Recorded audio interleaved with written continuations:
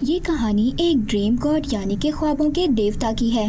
ख्वाबों का देवता असल दुनिया में अपने एक असिस्टेंट को ढूंढने के लिए जाते हैं। जिस आदमी को ढूंढने के लिए आए थे वो लोगों को बुरे ख्वाब दिखाता था। वो बुरा इंसान था तो इसलिए दुनिया में भी आकर बुरा ही काम कर रहा था। लोगों की आंखें निकाल कर खाता था। वो अपने ख्वाबों की दुनिया से भाग आया था क्योंकि वो अपने हेड ख्वाबों के देवता के साथ काम नहीं करना चाहता था। सीन शिफ्ट होता है एक प्रोफेसर पर। वो एक सिटी में एक अमीर आदमी से मिलने के लिए आया था। ये काला जादू किया करता था और इसके इस बड़े से महल में बहुत सारे लोग काला जादू सीखने के लिए आते थे। प्रोफेसर ने कुछ दिन पहले ही अपना बेटा खो दिया था, यानी कि उसका बेटा मर चुका था। यहाँ पर इस अमीर आदमी को एक किताब देता है। उस किताब के अंदर काले जादू के मंत्र लिखे हुए थे। सोचता है कि ये इन मंत्रों को पढ़कर डेथ गॉडेस यानी कि मौत की देवी को अपने काबू में कर लेगा और फिर इसके बाद ये लोग अपने बेटे उससे मांगेंगे। वो आदमी वो जादू शुरू करता है। जादू उल्टा हो गया था। वो जादू ख्वाबों के देवता पर चल गया था। इस वजह से वो ख्वाबों का देवता अब उस आदमी के कब्जे में आ जाता है। कैद कर लिया था।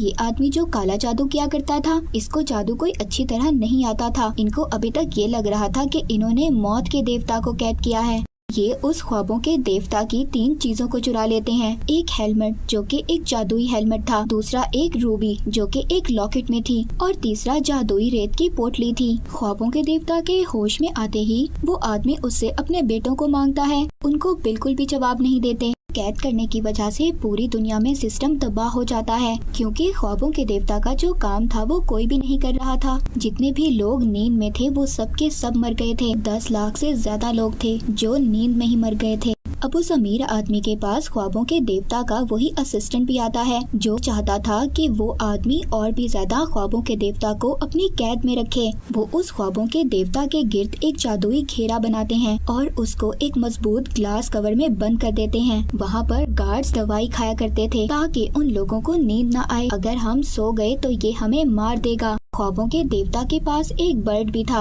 और उसने वहाँ पर उन सब पर नजर रखी हुई थी क्योंकि वो अपने मालिक को आजाद करवाना चाहता था। इसी तरह वक्त गुजरता रहता है। एक दिन गार्ड्स की गैर मौजूदगी में उस जादूगर आदमी का बेटा ख्वाबों के देवता के पास जाता है और कहता है कि मुझे बिल्कुल भी अच्छा नहीं लगता कि मेरे फादर ने तुम्हें कैद में रखा हुआ है। अगर मेरे बस में होता तो मैं तुम्हें कब से इस कैद से आजाद करवा देता। तभी वो जादूगर आदमी अपने बेटे की बात सुन लेता है और वो उसको बहुत मारता है। कहता है तुम पागल हो गए हो। तुम जानते हो अगर वो देवता आजाद हो गया तो हम सबको मार देगा। अगर तुम चाहते हो कि मैं तुम्हें माफ कर दूं तो उस ख्वाबों के देवता का एक परिंदा है जिसे तुम्हें मारना होगा। अब वहाँ पर वो परिंदा बहुत ही चालाकी से आग लगाने की कोशिश कर रहा था ताकि वो अपने मालिक को छुड़वा सके, पर तभी उस जादूगर आदमी का बेटा उसको गोली मार देता है। वो जादूगर आदमी और भी ज्यादा अमीर और मशहूर हो गया था। वो इसी खुशी में एक पार्टी रखता है। उस पार्टी में एक लड़की थी जो उसके करीब आ रही थी।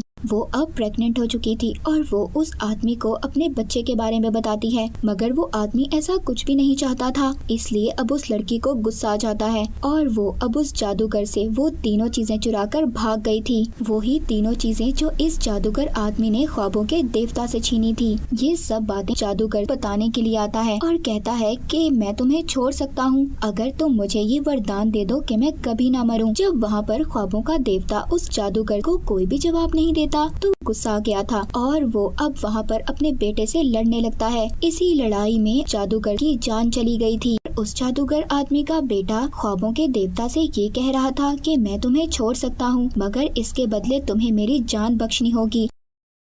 बहुत सारा वक्त गुजर जाता है। अब उस जादूगर का बेटा भी बूढ़ा हो गया था। वो अपने आखिरी वक्त में देवता के पास आता है और अभी भी वो उससे यही कह रहा था कि मैं तुम्हें छोड़ दूंगा मगर तुम्हें इसके बदले मुझे माफ करना होगा। तभी जब वो वहाँ से जा रहा था तो उसकी व्हील चेयर से वो जादुई घेरा थोड़ा सा मिट गया था जिसमें वो ख्वाबों का देवता कैद था और इसके बाद वो आजाद हो गया था। उसने उस जादूगर आदमी के बेटे को उसके ख्वाबों की दुनिया में ही कैद कर दिया था। अपनी दुनिया में आ गए थे, यानी कि अपने ख्वाबों की दुनिया में। सब कुछ बर्बाद हो चुका था क्योंकि ख्वाबों के देवता पूरे 100 साल से उस आदमी की कैद में थे। दूसरी तरफ उस असिस्टेंट को भी ये बात पता चल जाती है जो बुरे ख्वाब दिखाया करता था। उसको इस बात का डर था कि ख्वाबों के देवता मुझे भी मार देंगे। वो अब उस लेडी के पास जाता है जो लेडी उस जादूगर से 3 चीजें चुरा कर लाई थी। पास आया था वो 3 चीजें लेने के लिए। उसको बताती है कि 2 चीजें तो मैंने बेच दी थी और एक जादुई लॉकेट मेरे पास है। उस लॉकेट ने उसको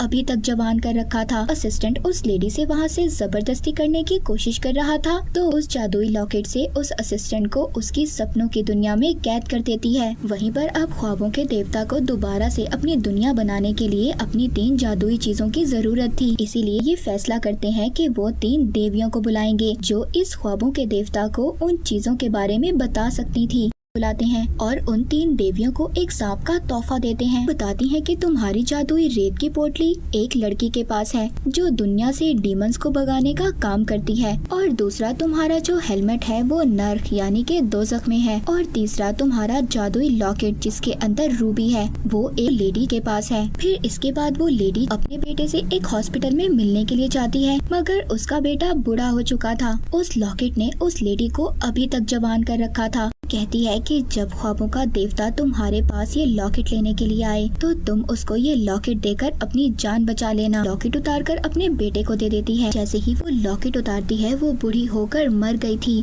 अब उसका बेटा ख्वाबों के देवता को उसका लॉकेट वापस नहीं करना चाहता था। लॉकेट का इस्तेमाल करता है और वहाँ पर गार्ड को मार देता है। इसके बाद हमें वो लड़की दिखाई जाती है जिसके बारे में 3 देवियों ने बताया था कि उस लड़की के पास जादुई पोटली है। वो लड़की अब ख्वाबों के देवता से मिलती है। कहती है कि बाहर मेरा इंतजार करो और खुद एक चर्च में चली जाती है। दरअसल यहाँ पर ये एक डीमन को भगाने के लिए आई थी। वो लड़की वहाँ पर मंत्र पढ़ती है और उस डीमन को इंसान की बॉडी से बाहर निकालती है। तभी वहाँ पर ख्वाबों के देवता भी आ गए थे। अपनी जादुई पोटली मांगते हैं मगर वो लड़की ये कहकर चली जाती है कि मैं तुम्हारी मदद कल करूँगी। वहाँ पर ख्वाबों के देवता को एक परिंदा भी मिलता है जो उनकी केयर टेकर ने उनकी मदद के लिए भेजा था। वो लड़की उनको बताती है कि वो जादुई रेत की पोटली मेरी एक दोस्त के पास है। वो उनको उसके घर पर लेकर जाती है। उसके दोस्त के हाथ में वो जादुई पोटली थी और वो मर चुकी थी। अब ख्वाबों के देवता को अपनी एक चीज रेत की पोटली तो मिल गई थी। असिस्टेंट को देखते हैं जो उसी लेडी के बेटे के पास आया था जिसके पास रूबी थी। उससे मिलने के बाद उस असिस्टेंट को ये पता चल गया था कि ये बिल्कुल साइको है। दूसरी तरफ ख्वाबों के देवता नर्क यानी के दोज़ख में चले गए थे। वहाँ का गेटकीपर उनको असल रास्ते पर लेकर जाता है और वो वहाँ पर दोज़ख की मलिका के पास लाया था। वो वहाँ पर दोज़ख की मलिका को अपने बारे में सब कुछ बताते हैं कि कैसे उनके जादुई हेलमेट को चुरा लिया गया था। बताते हैं कि तुम्हारे ही नर्क में एक डीमन के पास मेरा वो हेलमेट है। वो हेल की मलिका वहाँ पर अब उस डीमन को बुलाती है जिसके पास वही जादुई हेलमेट था। वो डीमन कहता है कि मैं तुमसे यहाँ पर एक गेम खेलूंगा। अगर तुम जीत गए तो ये जादुई हेलमेट तुम्हारा, और अगर तुम हार गए तो तुम्हें सारी जिंदगी यहाँ पर मेरा गुलाम बनकर रहना होगा। अब यहाँ पर वो खेल ख्वाबों के देवता जीत गए थे क्योंकि उन्होंने सही सवालों का जवाब दिया था। ख्वाबों के देवता को अपनी दूसरी चीज जादुई हेलमेट भी मिल गया था। अब उस रूबी लॉकेट तक पहुंच गए थे मगर जैसे ही वो उसको उठाने की कोशिश करते हैं तो वो पीछे जाकर गिरते हैं और बेहोश हो गए थे क्योंकि वो रूबी अभी तक लेडी के बेटे के कब्जे में थी। वो एक रेस्टोरेंट में जाता है, वहाँ पर उस रूबी की पावर का इस्तेमाल करता है और सब पर जादू कर देता है कि सब लोग एक दूसरे से सच बोलने लगे, और ऐसा ही होता है। रेस्टोरेंट में लोगों का पागलपन इतना ज्यादा बढ़ गया था कि वो लोग खुद से ही खुद को मार लेते हैं। वहीं पर ख्वाबों के देवता आते हैं। वो उस आदमी को समझाते हैं कि ये रूबी तुम्हारे साथ यहाँ पर रहने वाले लोगों को भी नुकसान पहुँचा रही है, मगर उस आदमी को कोई भी बात समझ नहीं आ रही थी क्योंकि वो भी उस रूबी लॉकेट के बस में था।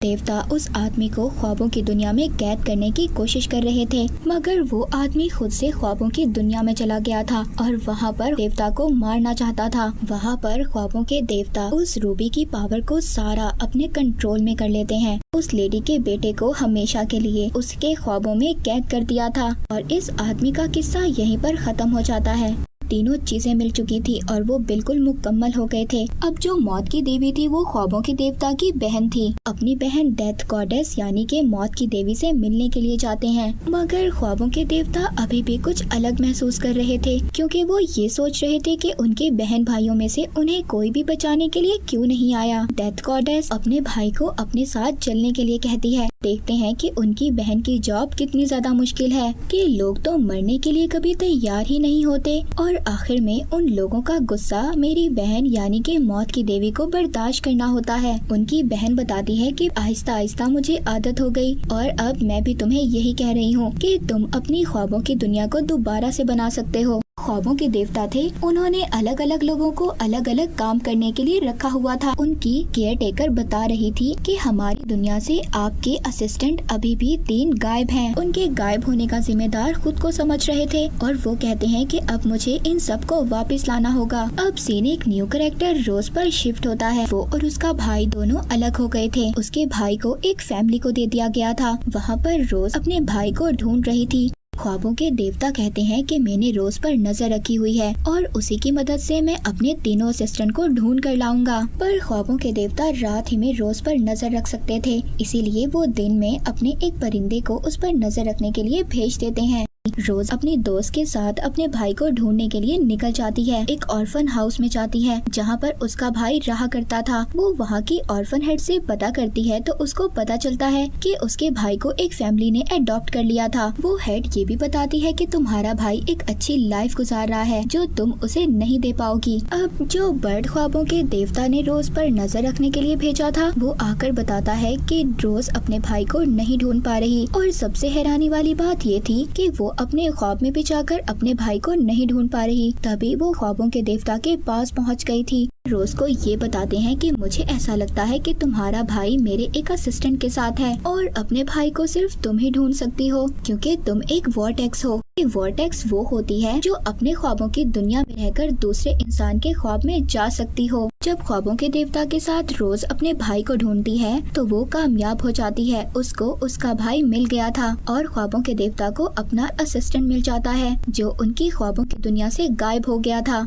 रोज की दादी माँ उसको बताती हैं कि असल वॉर्टेक्स वो थी मगर उनके कोमा में जाने की वजह से वॉर्टेक्स रोज बन गई। रोज की दादी माँ जाते जाते ख्वाबों के देवता को एक बात बताती हैं कि उन्होंने ख्वाब में एक आदमी से शादी की थी जिसकी आंखें गोल्डन थीं और ऐसा आदमी मैंने असल दुनिया में कहीं पर भी नहीं देखा। देवता को ये बात समझ आ गई थी कि वो गोल्डन आइज वाला आदमी कोई और नहीं बल्कि उनका भाई था और ये सब कुछ उसी ने किया था ताकि ख्वाबों के देवता मर जाएं और सारी ख्वाबों की दुनिया उसके कंट्रोल में आ जाए। और अब वो अपने भाई के पास जाते हैं और उसको कहते हैं कि मेरी दुनिया से दूर रहो और वापस से अपनी ख्वाबों की दुनिया में जाकर सब कुछ ठीक करने लगते हैं। और इसी के साथ ये सीरीज यहीं पर एंड हो जाती है।